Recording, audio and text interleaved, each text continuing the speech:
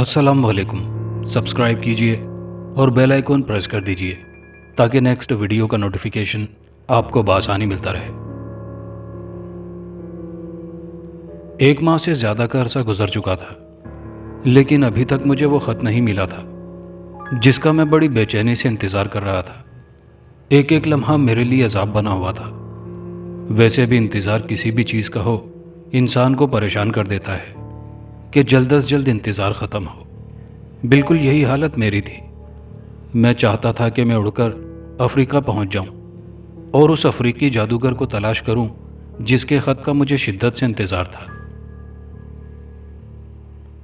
बात दरअसल ये थी कि मुझे नए नए उलूम सीखने का बहुत शौक़ था। मैं एक मंझा हुआ शोबदाबाज हूँ और जादू के कई इंतहाई मुश्किल खेल में बड़ी आसानी से कर सकता हूँ। मैं कुछ अरसा बंगाल में भी रहा था। बंगाली जादूगर दुनिया भर में शोहरत के हामिल हैं और बंगाली जादू की अजमत को तस्लीम भी किया जाता है। आदमी को गायब कर देना, आदमी को जानवर बना देना तो मेरे बाएं हाथ का कमाल है। हाँ, तो मैं आपको ख़त के बारे में बता रहा था। पहले मैं आपको तफसील से बताता हूँ ताकि आप पूरी बात समझ जाएं। एक दिन मैं पुराने रिसालों के स्टॉल पर पुरानी किताबें खरीद रहा था कि मुझे एक पुराना सा अंग्रेज़ी रिसाला मिला। मैंने रिसाले को उलट पलट कर देखा कि देखूं इसमें कोई काम की बात नज़र आए तो ख़रीद लूं। अचानक मेरी निगाहें रुक गई। ये एक अफ्रीकी जादूगर का चैलेंज था। उस जादूगर ने दावा किया था कि उसके पास ऐसा जादुई मंत्र है जिसे पढ़कर किसी हड्डी पर फूंक मार दें तो हड्डी जिंदा सलामत हालत में आ जाएगी। यानी जिस जानवर की वो हड्डी होगी वो दोबारा जिंदा हो जाएगा। ये दावा वाकई बड़ा खौफनाक और अजीबोगरीब दावा था, लेकिन ये बात तब तस्लीम की जाती जब मैं अपनी आंखों से ये सब कुछ देख सकता। अगरचे ये दावा कुफर के ज़ुमरे में आता है, लेकिन जादू नगरी में तो ये सब कुछ जायज़ था। नीचे अफ्रीकी जादूगर का एड्रेस भी शाया हुआ था। अफ्रीकी जादूगर ने उस जादू मंत्र को सिखाने की बहुत बड़ी फीस रख दी थी। मैंने ये रिसाला ख़रीद लिया और घर आकर दोबारा बगौर मुताला किया। फिर मैंने मतलूबा फ़ीस से दुगनी फ़ीस अफ्रीकी जादूगर को दी। अब मुझे अपने जवाबी ख़त का इंतज़ार था। एक दिन दोपहर का वक्त था। मैंने दोपहर का खाना खाया और सोने के लिए अपने कमरे में चला गया। अचानक घंटी चीख उठी।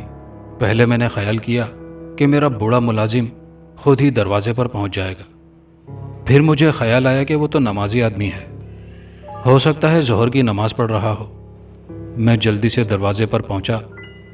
जैसे ही दरवाज़ा खोला मेरी नज़र डाकिये पर पड़ी। डाकिये ने एक रजिस्ट्री मेरी तरफ बढ़ाई और एक रसीद पर दस्तखत करवाए और फिर खामोशी से चला गया। ये अफ्रीकी जादूगर ने रजिस्ट्री अरसाल की थी। मैं अपने कमरे की तरफ बढ़ गया। मैं बड़ा खुश था, जैसे मुझे कारून का ख़जाना मिल गया हो। मैंने कमरे में पहुंचकर दरवाज़ा बंद किया और रजिस्ट्री खोलने लगा। अंदर से एक छोटा सा किताबचा मिला जो अंग्रेज़ी में था। मैंने अंग्रेज़ी इबारत को पढ़ने की कोशिश की। थोड़ी सी मेहनत से मैंने सारा किताबचा समझ लिया था। जादूगर ने मंत्र बड़े बड़े लफ्ज़ों में लिखा था और उसके सही तलफ़्फ़ुज़ की अदायगी के लिए भी मज़ीद इशारे दिए थे। मंत्र पढ़ने के दौरान जो हिदायत दी गई थी वो कुछ यूँ थी। मंत्र 40 दिन के चिल्ले की सूरत में होगा। मंत्र आधी रात को कब्रिस्तान में जाकर किसी पुरानी कब्र में लेटकर पढ़ना होगा। मंत्र के आखिरी 5 दिनों में 5 इंसानों को एक एक करके कत्ल करना था। हर रोज़ एक आदमी के खून का प्याला मंत्र पढ़ने के बाद पीना होगा। पहली 2 शराइत आसान थी, लेकिन तीसरी शर्त पढ़कर मेरे रोंगटे खड़े हो गए। मैंने तो कभी किसी चिड़िया को भी हलाक नहीं किया था, किसी इंसान को भला कैसे हलाक कर सकता था। तीसरी शर्त से मैं शशोपंज में मुब्तला हो गया। 5 इंसानों का कत्ल, नहीं, ये मुझसे नहीं होगा। मैंने खुद कलामी की। फिर जहन में ख्याल उभरा कि 5 इंसानों के बदले में मैं कई इंसानों को जिंदा कर दूंगा, हिसाब बराबर। अगरचे मेरा ज़मीर मुझे मलामत कर रहा था कि लानत भेजो ऐसे मंत्र पर, जो हुआ सो हुआ, रुपया पैसा तो आने जाने वाली चीज़ है। यही समझूंगा कि जो रकम मैंने अफ्रीकी जादूगर को भेजी थी वो चोरी हो गई थी। मैंने ख्याल किया ये तो बुज़दिली है। लोग तो बात बात पर एक दूसरे को कत्ल कर देते हैं। खाना जंगियों में इतने लोग मारे जाते हैं, وہ کسی حساب میں قتل ہوتے ہیں؟ اور مجرموں کو کون پکڑتا ہے؟ کیونکہ مجرم کبھی کسی کے ہاتھ لگے ہی کب ہیں۔ یہ سوچ کر میں نے پکا ارادہ کر لیا کہ چلہ آج رات سے ہی شروع کر دیتا ہوں۔ میں نے قبرستان میں ایک بوسیدہ سی قبر تلاش کر لی تھی اور باقاعدگی سے رات کو چلہ کرنے کے لیے قبرستان جاتا۔ دن جلدی سے گزر رہے تھے۔ میں دن کو سویا رہتا اور رات کو اپنے مشن پر چلا جاتا، اور وہ وقت آن پہنچا جب مجھے انسانی خون کی ضرورت پیش آنی تھی۔ میں آج جلد بیدار ہو گیا تھا۔ میں تیار ہو کر گھر سے باہر نکل گیا۔ آج رات میں نے ایک انسان کو قتل کرنا تھا۔ میں چاہتا تھا کہ میں ایسے انسانوں کا قتل کروں کہ سانپ بھی مر جائے اور لاٹھی بھی نہ ٹوٹے۔ تھوڑی سی کوشش سے مجھے میرا مطلوبہ آدمی مل گیا۔ یہ اسکول کا بوڑھا چوکیدار تھا۔ آج کل موسم گرما کی چھٹیاں تھیں۔ بوڑھا چوکیدار اسکول میں سوتا تھا۔ اب میں رات کے انتظار میں تھا۔ آہستہ آہستہ بازار انسانوں سے خالی ہونے لگے تھے۔ میں پوری تیاری کے ساتھ اسکول میں داخل ہو گیا۔ بوڑھا چوکیدار بے خبر سو رہا تھا۔ میں نے پھرتی سے چوکیدار کی گردن کو قابو کر لیا۔ چوکیدار بیدار ہو گیا تھا، لیکن اس کے منہ سے آواز تک نہیں نکل رہی تھی۔ یکدم مجھے بوڑھے چوکیدار کا زمانہ یاد آ گیا۔ جب میں اسکول پڑھنے آتا تھا تو یہ چوکیدار بڑے خلوص سے میرے ساتھ ہاتھ ملاتا تھا، اور کئی دفعہ تو یہ مجھے ٹافیاں بھی کھانے کو دیتا تھا۔ یہ سب کچھ ہونے کے باوجود میں جذبات سے عاری ہو چکا تھا۔ میں نے جھٹکے سے بوڑھے چوکیدار کی گردن کا منکا الگ کر دیا، تیز خنجر گردن پر پھیر دیا۔ گرم خون کا فوارہ ابل پڑا تھا۔ میں اپنے ساتھ ایک چھوٹا سا تھرماس لے کر آیا تھا۔ میں نے خون تھرماس میں بھرا اور ڈھکن بند کر دیا۔ تھرماس میں خون گرم رہنا تھا، ورنہ خون جم جاتا، کیونکہ مجھے خون پینا تھا۔ میں جلدی جلدی قبرستان پہنچا اور اپنا منتر ختم کیا۔ خون کا پیالہ منہ سے لگایا تو میرے جسم پر جھرجھری سی آ گئی۔ میں نے آنکھیں بند کی اور پیالہ خالی کر دیا۔ میں نے پیالہ قبر میں رکھا اور گھر واپس آ گیا۔ سارا دن میں اپنے کمرے میں پڑا رہا۔ آپ سوچ رہے ہوں گے کہ میرے ماں باپ مجھے ایسے کاموں سے نہیں روکتے تھے۔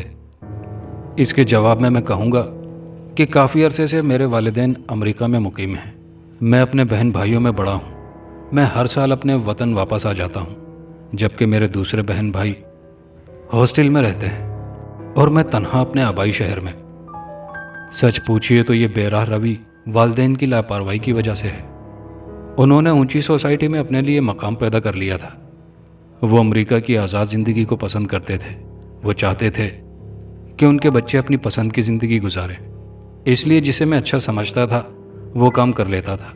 روپے پیسے کی میرے پاس کمی نہیں تھی۔ میرے ساتھ میرا بوڑھا ملازم رہتا تھا جو گھر کے سب کام خود ہی کرتا تھا۔ میں ہر طرح سے آزاد تھا۔ میں شام سے کچھ وقت پہلے ہی جاگ جاتا تھا۔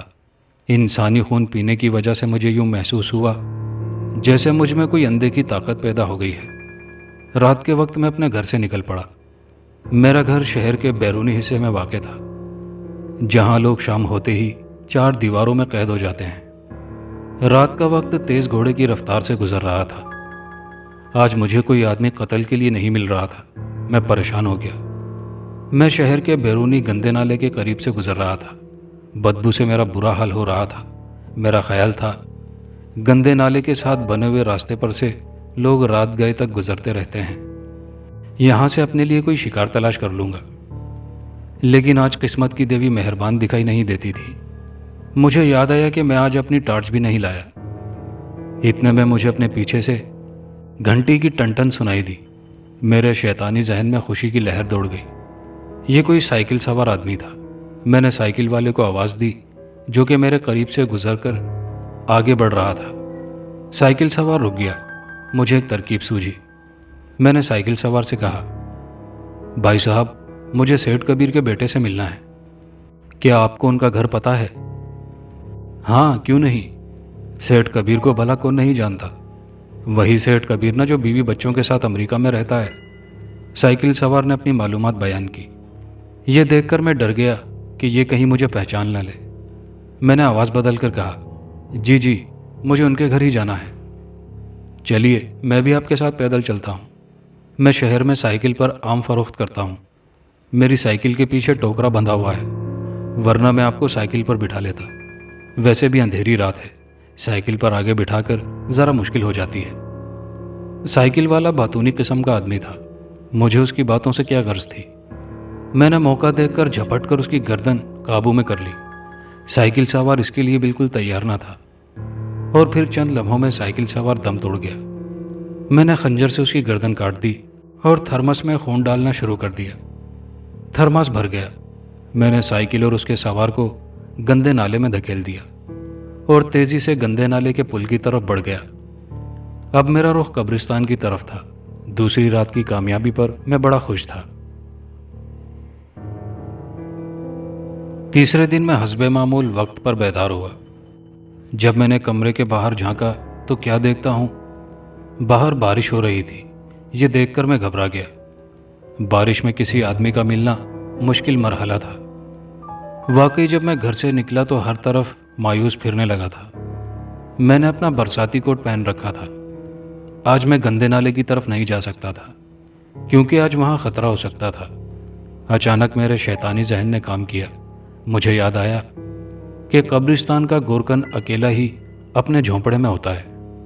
میں تیزی سے قبرستان کی طرف چل پڑا۔ گورکن کے جھونپڑے میں داخل ہوا تو وہ دنیا جہان سے بے خبر لیٹا ہوا تھا۔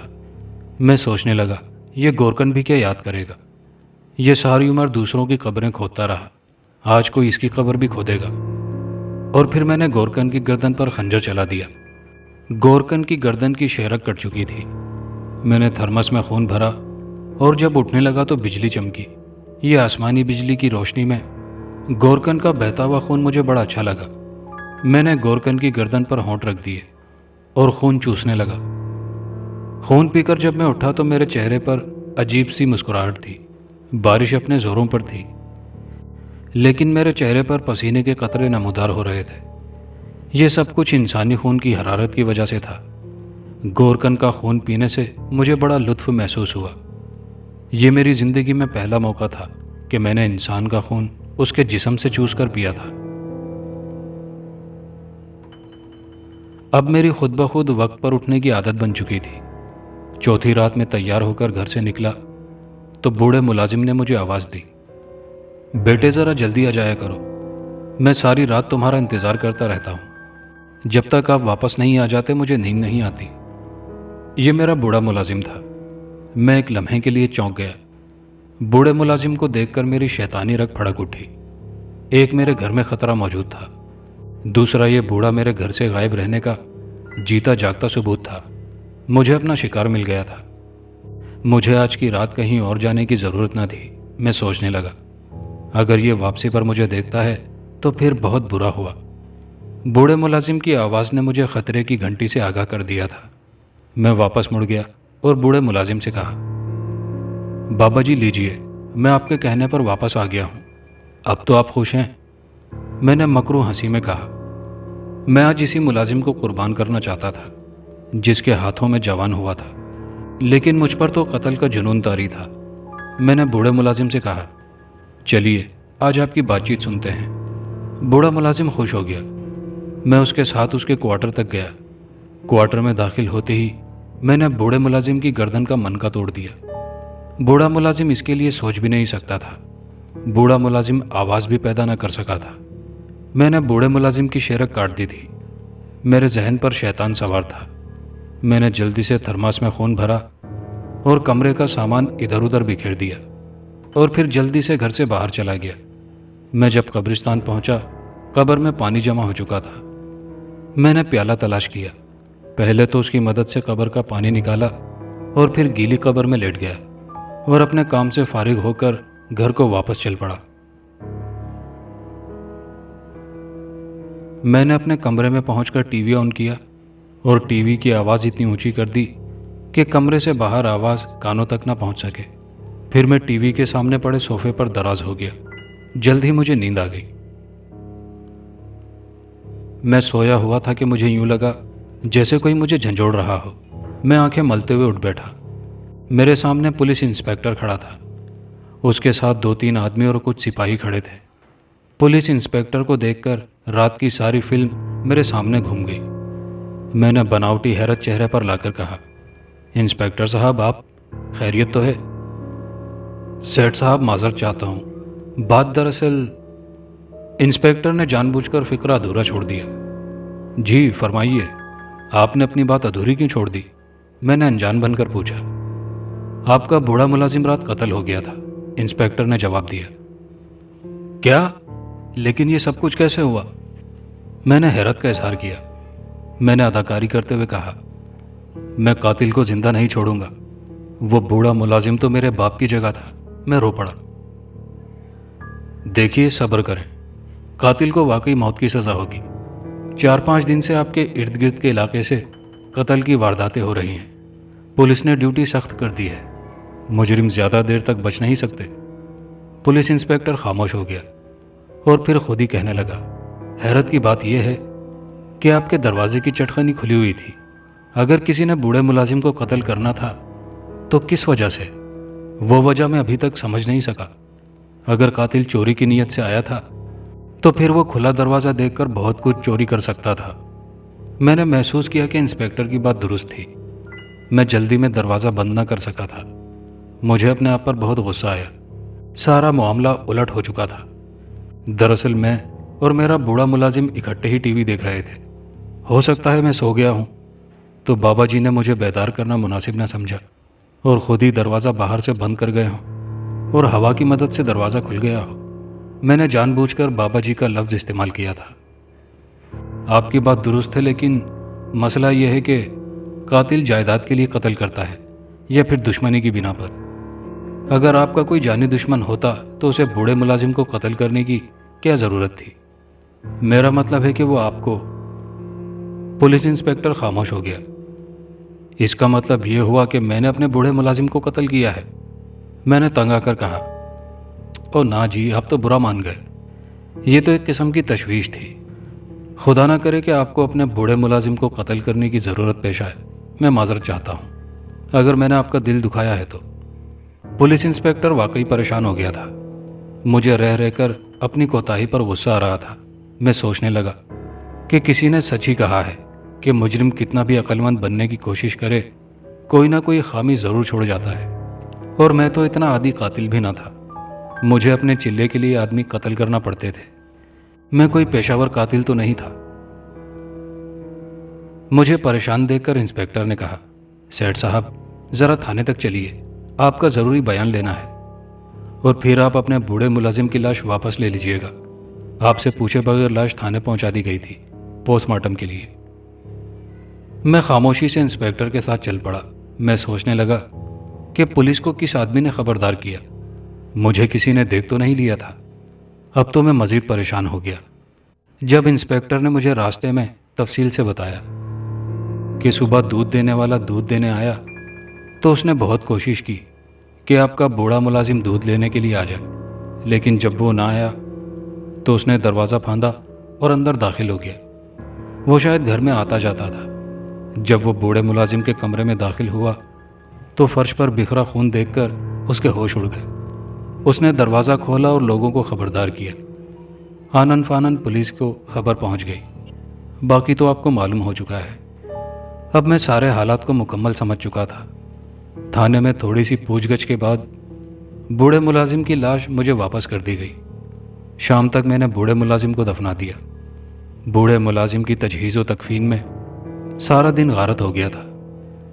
मैं दिन भर अच्छी तरह सो भी नहीं सका था। आज रात मेरा घर से निकलना खतरे से खाली न था, लेकिन आज मेरी ख्वाहिश की तकमील का दिन था। मुझे हर सूरत एक आदमी को कत्ल करना था। इसके बगैर मेरी पूरी मेहनत ज़ाया होने का ख़तरा था। मैं तैयार होकर अपने वक्त पर घर से निकला। मैं बड़ा मोहतात था। मैं हर खतरे से मुकाबला करने के लिए तैयार था।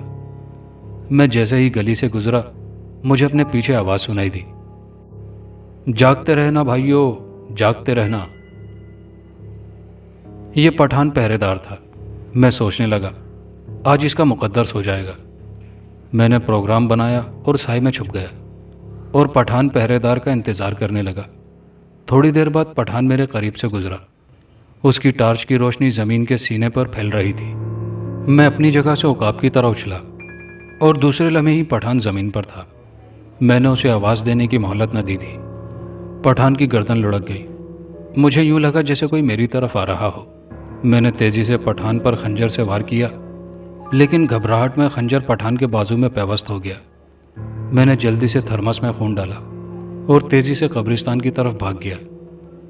کچھ دیر مجھے اپنے پیچھے قدموں کی چاپ سنائی دی اور پھر آہستہ آہستہ قدموں کی آواز خاموش ہو گئی۔ جب مجھے یقین ہو گیا کہ میرا تعاقب کرنے والے پیچھے رہ گئے ہیں تو میں قبرستان میں داخل ہو گیا۔ آج آخری رات تھی۔ آج میں جادو کی انوکھی دنیا میں اپنی ایک الگ شخصیت کا مالک بن جاتا۔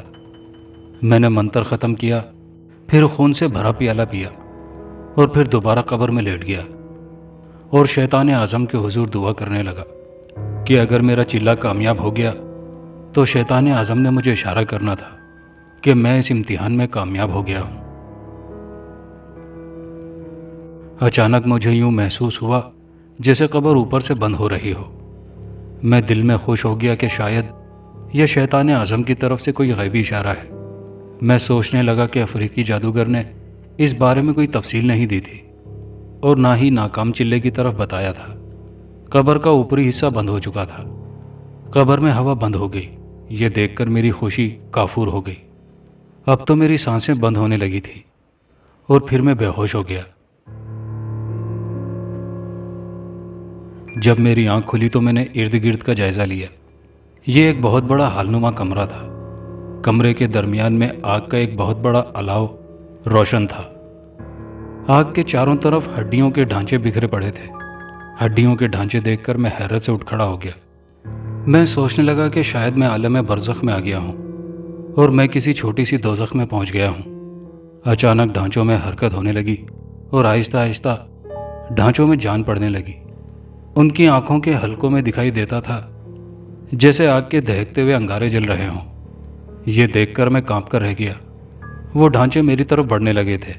ڈھانچے چلتے ہوئے بڑے خوفناک دکھائی دیتے تھے۔ یہ دیکھ کر میرے رونگٹے کھڑے ہو گئے۔ اچانک ڈھانچے مجھ سے کچھ فاصلے پر رک گئے اور ایک دوسرے کی طرف دیکھنے لگے۔ ان میں سے ایک کہنے لگا، اچھا تو یہ ہے وہ بدبخت جس نے اپنی لاپرواہی سے بنا بنایا کھیل بگاڑ لیا۔ اسے یہ بھی معلوم نہ ہو سکا کہ شیطان زندہ انسان کے خون کا نذرانہ نہیں مانگتا بلکہ مردہ انسان کا خون پینے کے لیے کہتا ہے۔ میں حیرت سے بت بنا یہ سب کچھ سن رہا تھا۔ ڈھانچہ کہہ رہا تھا، کاش یہ انسان 5واں قتل بڑے تحمل سے کرتا تو یہ بھی شیطان کا خاص چیلا بن جاتا، مگر اس کمبخت نے جلدی میں سارا کام بگاڑ لیا۔ چلو ہمیں کیا، 5واں قتل تو شیطان کو خوش کرنے کے لیے ضروری تھا، اب 5واں قتل اس بدبخت انسان کا ہی کر ڈالتے ہیں۔ یہ سن کر میری روح فنا ہو گئی۔ میں ابھی زندہ تھا۔ دوسرا ڈھانچہ بولا، آہا، انسانی خون پیے ہوئے مجھے بھی بہت دن ہو گئے ہیں۔ اور پھر ہڈیوں کے ڈھانچے خوشی سے چیخنے چلانے لگے۔ پورا کمرہ ان کے قہقہوں سے کانپ اٹھا۔ میں انہیں بس تک رہا تھا، پھر وہ میری طرف بڑھنے لگے۔ اچانک میرے دل میں آواز آئی، اے بے مراد انسان، مرنے سے پہلے اپنے گناہوں کی توبہ کر لے۔ غلطی انسان سے ہو جاتی ہے لیکن خدا کی رحمت سے مایوس نہیں ہونا چاہیے۔ اگر سچے دل سے توبہ کی جائے تو ضرور توبہ قبول ہوتی ہے۔ اگرچہ یہ سب کچھ خوف کی وجہ سے ہو رہا تھا لیکن میرا دل مطمئن ہو گیا کہ میں نے یہ شیطان کے آگے گڑ گڑا کے معافی نہیں مانگی بلکہ اپنے رحمان کے آگے سر جھکا دیا ہے۔ میں نے آنکھیں بند کر لی تھی۔ میں حیران رہ گیا کہ ابھی تک ڈھانچے میرے قریب کیوں نہیں آئے۔ میں نے ڈرتے ڈرتے آنکھیں کھولی۔ ڈھانچے مجھ سے آدھ گز کے فاصلے پر کھڑے تھے اور مجھے دیکھ کر ان کی آنکھوں کے الاؤ مزید بھڑک رہے تھے۔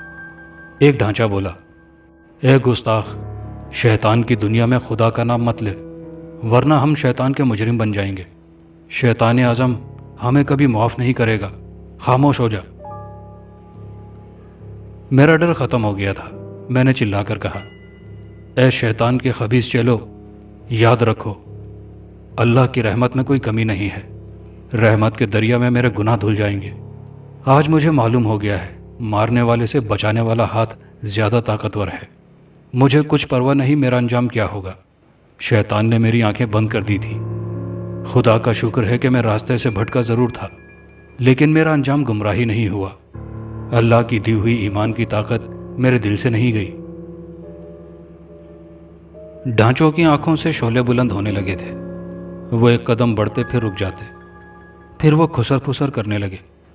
میں نے اندازہ لگایا وہ بار بار کسی چیز کا نام لے رہے تھے۔ اچانک میرے ذہن میں لوہے کی آواز آ گئی۔ جیب میں لوہے کا خنجر تھا۔ میرے منہ سے بے ساختہ نکل گیا، سبحان تیری قدرت میرے مولا۔ میں نے جلدی سے پینٹ کی جیب سے خنجر نکالا اور اسے پکڑ کر بلند کیا۔ آگ کی روشنی میں خنجر چمکنے لگا۔ دیکھتے ہی دیکھتے ہڈیوں کے ڈھانچے غائب ہو گئے، پھر آگ خود بخود بجھنے لگی۔ اس کے ساتھ ہی ایک دھماکہ ہوا اور ہر سو دھواں چھا گیا۔ جب دھواں چھٹا تو کیا دیکھتا ہوں، میں قبر میں کھڑا ہوں۔ میں نے خدا کا شکر ادا کیا کہ میری زندگی بچ گئی ہے۔ میں نے ارد گرد کا جائزہ لیا۔ صبح کے تقریباً 10 بجے کا وقت تھا۔ قبروں میں کچھ لوگ گردش کر رہے تھے۔